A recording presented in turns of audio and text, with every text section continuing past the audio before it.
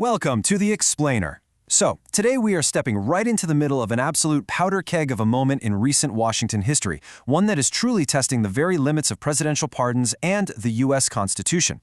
We're looking at the completely unprecedented July 2026 Senate showdown involving the former face of America's pandemic response, Dr. Anthony Fauci.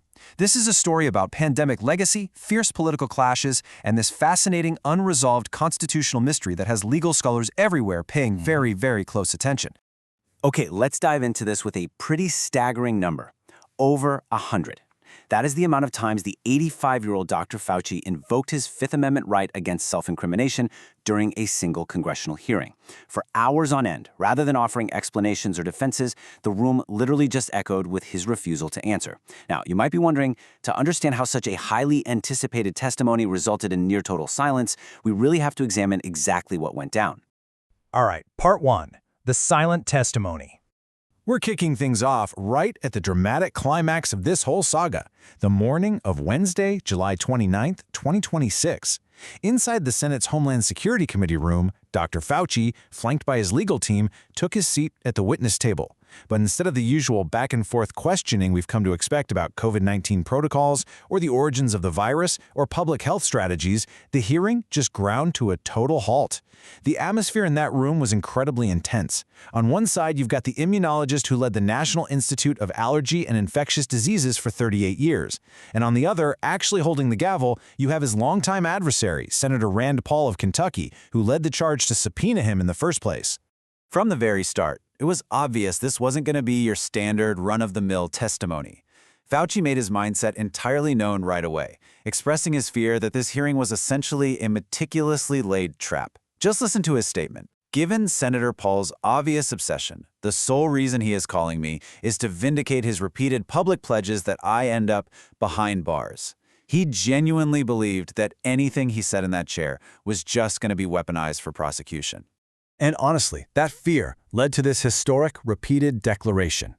Fauci stated, "Under the advice of my attorneys, I will invoke my right under the Fifth Amendment of the Constitution to refrain from answering your questions." It's a phrase that stopped the committee right in its tracks. And it's a phrase he repeated over 100 times throughout the hours-long session. I mean, let that sink in for a second. Over 100 times, flat out refusing to engage with the substantive questions regarding the pandemic. Moving on to Section 2, the pardon and the diary. Now, what's really interesting about this slide is how it traces the escalation backwards in time to show us how we reached this unprecedented legal standoff. We start back in 2020, where Fauci's guidance on lockdowns, masks, and vaccines made him a hero, to some, for sure, but also a primary target for conservatives who accused him of covering up the virus's origins. Then we jump to a massive turning point in January 2025, which ultimately culminated in the highly dramatic release of private documents in July 2026, just days before the hearing. Let's zoom in on that January 2025 event for a second. Just hours before leaving office, President Joe Biden issued a preemptive pardon to Dr. Fauci. Biden explicitly cited fears of unjustified and politically motivated prosecutions by the incoming Trump administration.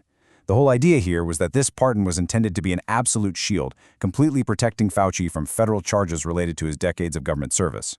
But, as we all know, a pardon doesn't exactly stop new information from bubbling up to the surface. Which brings us to the number 1100. That's the number of pages of Dr. Fauci's personal pandemic-era diary. In a stunning twist, these personal pages were handed over to Senator Paul by Health and Human Services Secretary Robert F. Kennedy Jr. literally just days before the Senate hearing was scheduled to take place. So this diary basically created a massive interpretive tug-of-war. On one side, you have a specific diary entry from January 2020, where Fauci writes that the Wuhan wet market was not the source of the virus, but an amplifier. Now, on the other side, Republicans point to this as a smoking gun, arguing it directly contradicts his public statements and points to a cover-up. Meanwhile, Fauci and many virologists maintain their original stance, heavily favoring the theory that the virus jumped from animals to humans, framing the diary as simply the messy scientific process happening in real time. We're essentially looking at two entirely different interpretations of the exact same text. And the political pressures surrounding this whole thing, it was absolutely boiling over from all sides. Adding serious fuel to the fire, President Donald Trump, continuing his long-standing feud with Fauci, took to social media right before the hearing, literally calling Dr. Fauci's ideas crazy, with capital letters and an exclamation point. So picture this. Fauci is walking into a hearing room already totally surrounded by a media circus, partisan fury, and intense national scrutiny. All right, Section 3, the Fifth Amendment debate. This is where the politics morph into a highly complex and frankly super fascinating constitutional deadlock. When Fauci actually invoked the Fifth Amendment, the Republican majority on the panel was furious.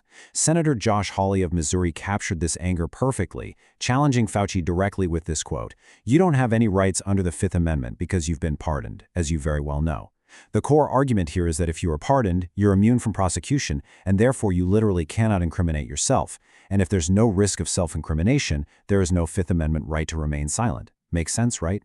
So, the crucial point is understanding this legal boundary, because it has huge implications for any future pardons. The Republican argument is super straightforward. A presidential pardon grants full immunity for past actions, stripping away the Fifth Amendment privilege. But Fauci's legal defense pushes back on that forcefully. They argue that a pardon for past actions does absolutely nothing to protect against potential perjury charges for brand new testimony given today.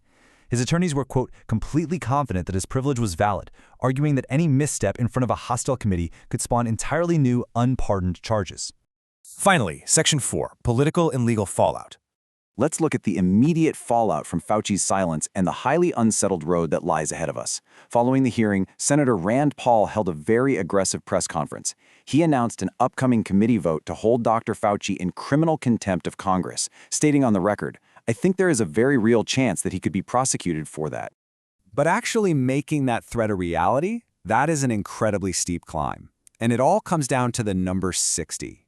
You see, even if Senator Paul's committee votes yes, a contempt resolution requires 60 votes to pass the full Senate. In today's deeply divided Washington, hitting that 60-vote threshold is a severe long shot.